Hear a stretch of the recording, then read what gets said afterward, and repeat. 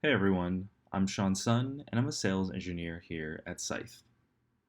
For this week's Threat Thursday, we'll be taking a look at a backdoor Trojan called SpeakUp. Commonly, we've seen SpeakUp used in crypto mining campaigns, and we've seen it affect both Linux distributions and macOS.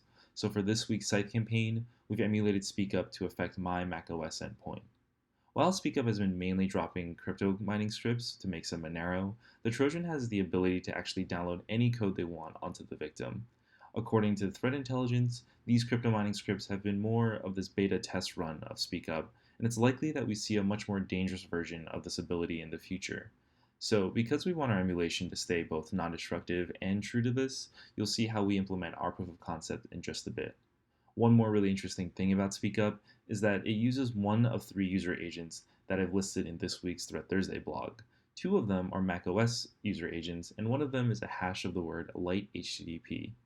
So let's dive right in.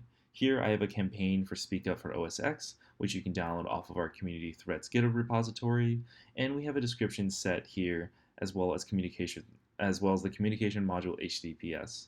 Here we also have a parameter set that we don't really talk about in previous Threat Thursdays. As I was saying before, SpeakUp uses one of three user agents. So since this is a macOS campaign, I'm using one of the macOS user agents. And you can do this by using the headers parameter and setting that here. So I've also chosen not to set a jitter network randomization because SpeakUp has these things called knock intervals, which is when this is when the Trojan communicates back to the C2 server, much like a heartbeat. So next we have our timeline, the automated actions on objective, and after we load in our run module in step 1 here, we can actually see that there's these two curl commands. So according to the research from Checkpoint, these two strings, especially or specifically the misc/ui/images/index.php, can be used as indicators of compromise. So this is a really good way to quickly test your endpoint detection to see if it's going to catch anything. Then from steps 4 to 9, we have some live off the land discovery commands. So the way SpeakUp works is that for every single new victim, the Trojan looks to register the infected host with the C2. And after it registers that it's a new host or a new victim, the C2 will ask for full host information using specifically these commands, such as run uname-a, run whoami, ifconfig-a, and so on and so forth.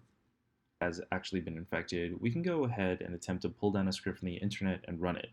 So to do this, we're going to use our downloader module, and we're going to use the downloader module to grab a bootstrap CSS file, but we're going to actually save it as a shell script.